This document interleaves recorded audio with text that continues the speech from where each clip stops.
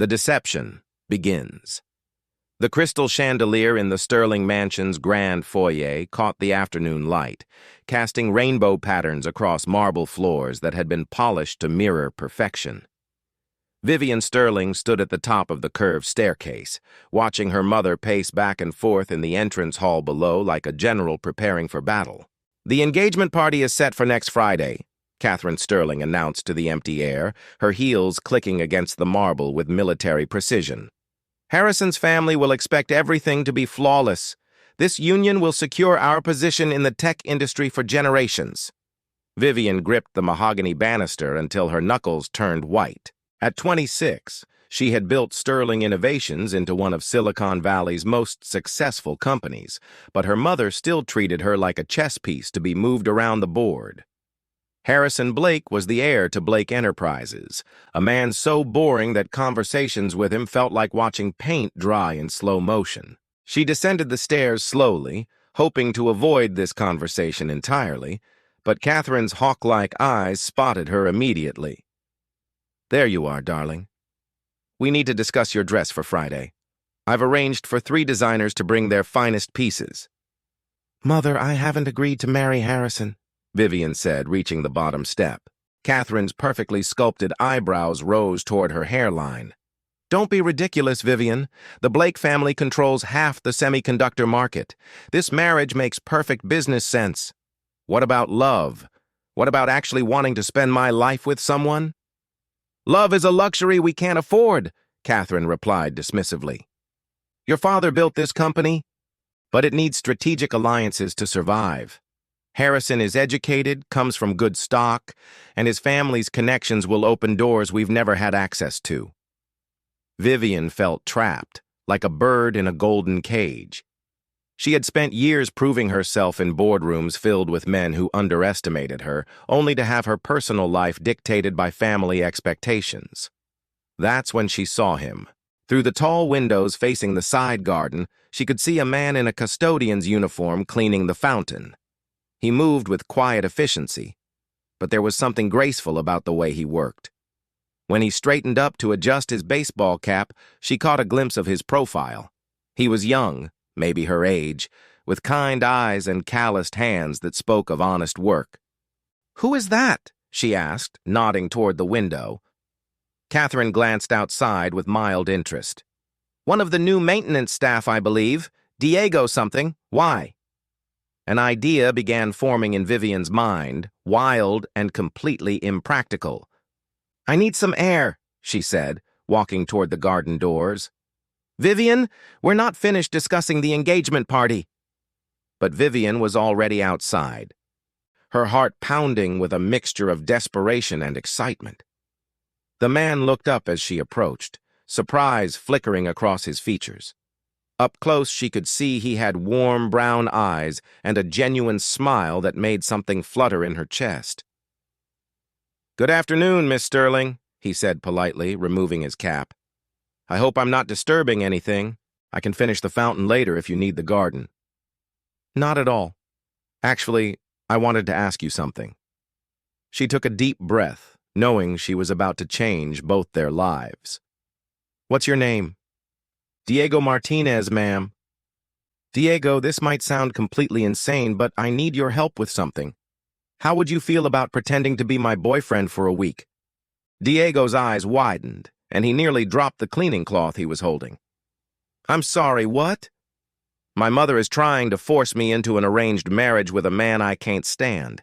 If I can convince her I'm already in a serious relationship, maybe she'll back off long enough for me to figure out another solution." "Miss Sterling, I don't think that's a good idea. I mean, no offense, but we're from completely different worlds." Vivian stepped closer, desperation creeping into her voice. "I'll pay you. $5,000 for 1 week. All you have to do is act like we're dating when my family is around." Diego was quiet for a long moment, and she could see him wrestling with the decision. Finally, he sighed. "Why me?" "You could hire an actor or ask someone from your social circle." "Because you're real. Everyone else in my world has an agenda, but you don't even know me well enough to want something from me. Besides, there's something honest about you that I trust." Miss Sterling, I have a sick sister. She needs surgery that insurance won't cover. $5,000 would help, but I don't want to take advantage of your desperation. You wouldn't be taking advantage. You'd be saving me from a marriage that would make me miserable for the rest of my life. Diego looked back toward the house, where Catherine Sterling could be seen through the window, still pacing and gesticulating. What exactly would I have to do? Attend a few family dinners, maybe one social event. Act like you care about me. Make it believable that someone like you could fall for someone like me. Someone like me? Vivian blushed, realizing how that sounded. I mean someone genuine, someone who works with his hands, someone who isn't obsessed with stock portfolios and country club memberships. Diego smiled, and it transformed his entire face. All right, Miss Sterling, I'll help you, but I have conditions. Name them.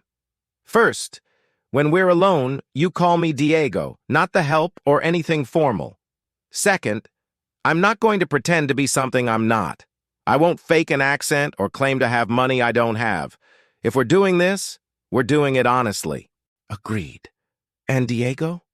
Call me Vivian. They shook hands, and Vivian felt a spark of electricity at the contact. This was supposed to be purely business, but something about Diego's straightforward manner and warm smile made her heart beat faster. When do we start? He asked. How about right now? Before Diego could ask what she meant, Vivian stood on her tiptoes and kissed him softly on the lips. It was meant to be a quick, convincing display for anyone who might be watching from the house. But the moment their lips met, something shifted. The kiss lasted longer than necessary, and when they pulled apart, both of them looked stunned. That was for my mother, Vivian said breathlessly, though she wasn't entirely sure that was true. Right. For your mother, Diego agreed, but his eyes said otherwise. Vivian Rose Sterling! Catherine's voice cut through the afternoon air like a sword. She was standing in the garden doorway, her face a mask of shock and fury. What on earth do you think you're doing? Vivian took Diego's hand and walked toward her mother with newfound confidence. Mother, I'd like you to meet Diego Martinez, my boyfriend. Catherine's mouth opened and closed like a fish gasping for air. Your what? We've been seeing each other for several months now, Vivian continued, amazed at how easily the lies rolled off her tongue. I didn't mention it before because I knew you'd disapprove, but now that Harrison is pressuring for an engagement, I felt you should know the truth. Diego squeezed her hand gently, and she drew strength from his steady presence beside her. This is preposterous, Catherine sputtered. He's the gardener. Actually, I'm part of the custodial staff, Diego said calmly, and in my free time I'm studying culinary arts. I plan to open my own restaurant someday. Catherine looked like she might faint. Vivian, we need to discuss this privately, immediately. There's nothing to discuss, Mother. I'm 26 years old, and I'm perfectly capable of choosing who I want to be with. And what about Harrison? What about the Blake family? Do you have any idea how this will look?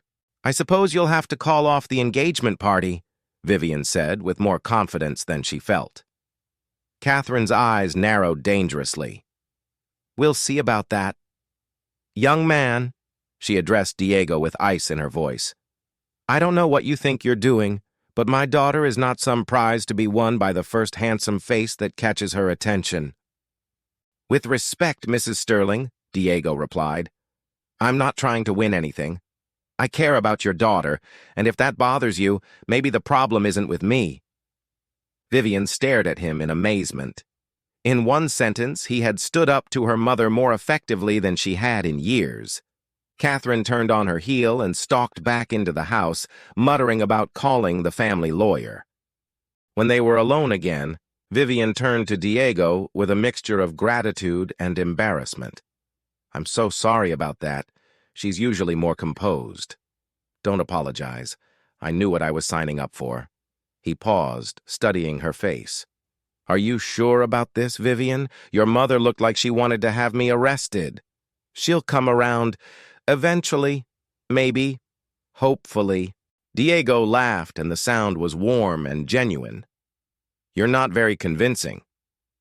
Then I guess we'll have to make this week count. Think you're up for dinner with the family tonight? Do I have a choice? Vivian grinned. Not really. Welcome to the Sterling family drama, Diego Martinez. I promise it's going to be interesting. As they walked back toward the house together, Vivian couldn't shake the feeling that she had just set something in motion that was much bigger than a simple deception. The way Diego had kissed her back, the way he looked at her when he thought she wasn't paying attention, the easy way they fell into step beside each other. It all felt surprisingly natural. Maybe this fake relationship wouldn't be as difficult to pull off as she had thought. In fact, she was beginning to wonder if the hardest part would be remembering that it wasn't real. The Sterling family dining room had hosted presidents, tech moguls, and foreign dignitaries. But it had never seen anything quite like Diego Martinez sitting at the mahogany table in his best button-down shirt, calmly cutting his filet mignon, while Catherine Sterling glared at him from across the room. James Sterling, Vivian's father, had returned from his business trip that afternoon to find his household in complete chaos. Unlike his wife, he seemed more amused than horrified by the situation. "So, Diego," James said, swirling his wine glass, "Vivian tells me you're studying culinary arts. That's fascinating. I've always believed the restaurant business requires the same strategic thinking as technology." "Thank you, sir. I think creating something that brings people together over a good meal is one of the most rewarding things you can do." Catherine set down her fork with enough force to make the china ring. "James, surely you're not encouraging this nonsense." "I'm having a conversation with our guest, Catherine. Something you might consider trying." Vivian watched the exchange with growing admiration for Diego. He hadn't been intimidated by the formal place settings, the army of servants, or her mother's barely concealed hostility. He answered questions honestly, made genuine conversation with her father, and somehow managed to make her feel more relaxed in her own home than she had in years. "Diego," she said, jumping into a lull in the conversation, "tell them about your sister Rosa." His face softened immediately. "She's 15, incredibly smart. She wants to be a doctor someday, but she's been dealing with a heart condition that's required multiple surgeries. The medical bills have been challenging for my family." "How challenging?" James asked with genuine concern. "The next surgery she needs isn't covered by insurance. It costs more than my mother makes in 2 years as a seamstress." Catherine's expression flickered, and for a moment, Vivian thought she saw something that might have been sympathy. "That must be very difficult," James said quietly.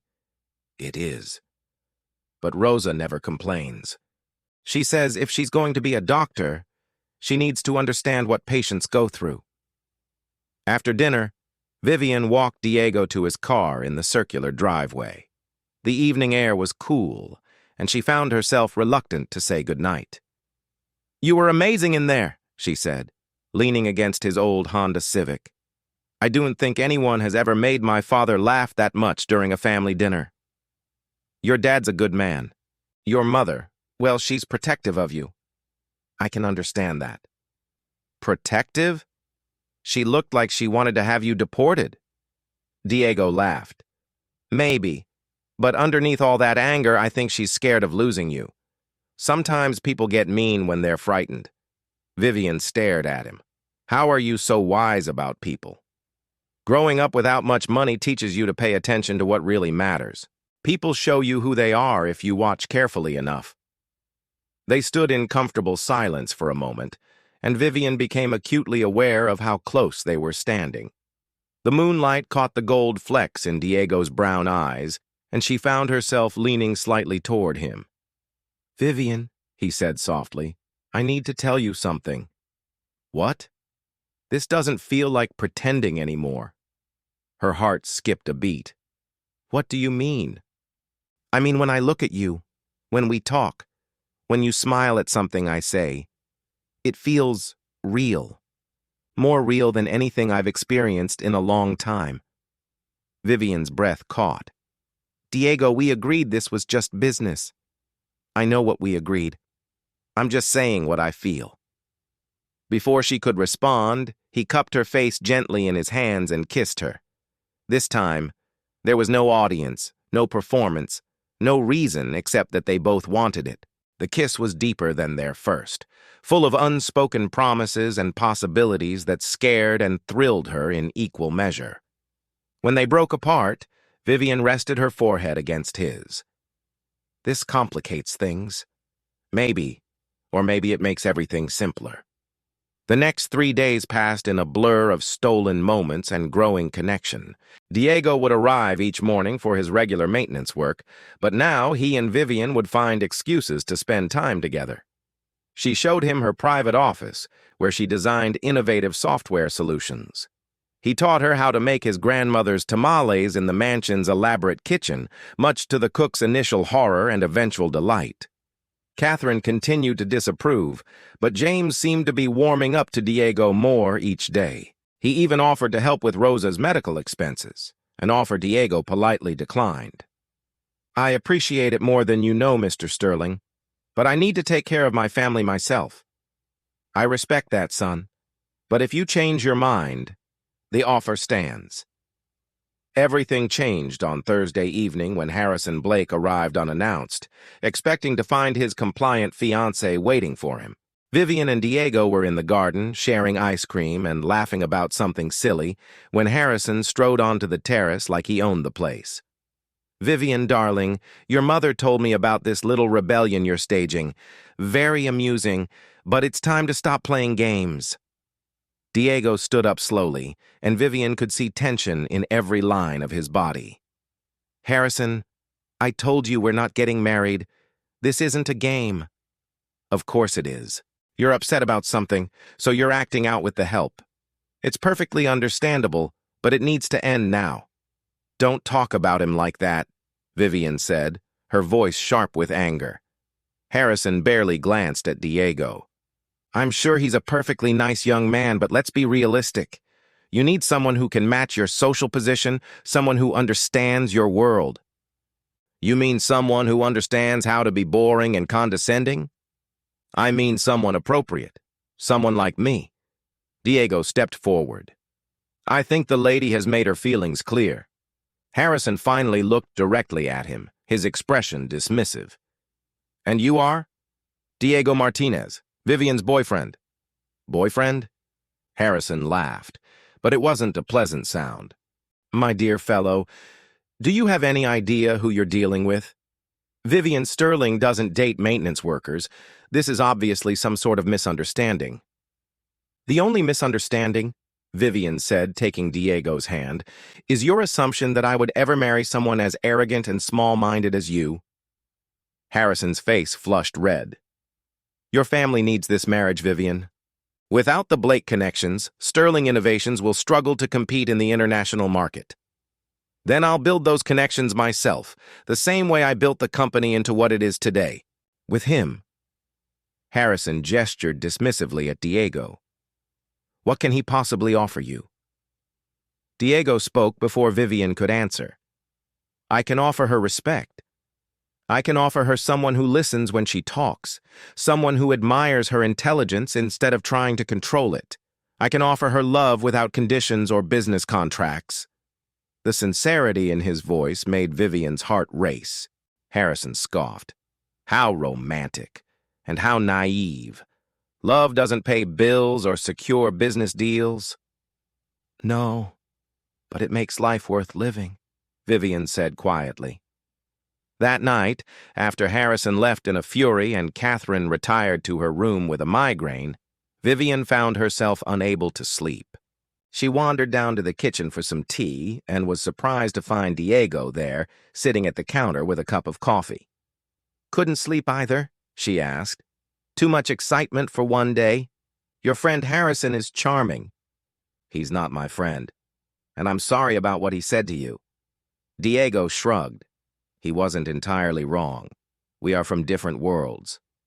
Does that matter to you? It should, he said honestly. But when I'm with you, it doesn't feel like it matters at all. Vivian sat beside him, close enough that their knees touched. Diego, I need to tell you something. What? This started as a fake relationship, but somewhere along the way, it became the most real thing in my life. He turned to face her fully. What are you saying? I'm saying I love you. I'm saying I don't care about Harrison or arranged marriages or what my mother thinks. I'm saying that, if you'll have me, I want to try to make this work for real. Diego's answer was to kiss her, soft and sweet and full of promise. I love you too, Vivian Sterling, and yes, I want to make this work. I want to make... 2 months later, Vivian stood in a simple white dress in the garden where they had first kissed, surrounded by both their families. Catherine had eventually come around, especially after meeting Rosa and seeing how Diego's whole family embraced Vivian with open arms. James walked her down the aisle with tears in his eyes, proud of his daughter for choosing love over convenience. Diego waited for her under an arch of roses, wearing a suit that fit him perfectly and a smile that could have powered the entire city. When she reached him, he whispered, "You look beautiful." "You clean up pretty well yourself," she whispered back. The ceremony was small and intimate, nothing like the elaborate society wedding Catherine had originally planned. Rosa served as maid of honor, healthy after her successful surgery that Vivian had quietly arranged and paid for as an early wedding gift to her future sister-in-law. When the minister pronounced them husband and wife, their kiss was met with cheers from the gathered crowd of family and friends who had learned that love really could conquer differences in background, social class, and expectations. As they danced their first dance as husband and wife, Vivian looked up at the man who had started as her fake boyfriend and become her real-life love story. "Any regrets?" Diego asked, spinning her gently. "Only one," she said with a mischievous smile. "What's that?" "I wish I'd kissed you sooner." Diego laughed, the sound mixing with the music and the evening breeze. "Don't worry, Mrs. Martinez. We have the rest of our lives to make up for lost time." And as they continued dancing under the stars, surrounded by everyone who mattered most to them, Vivian knew that sometimes the most beautiful love stories began with the most unexpected kisses.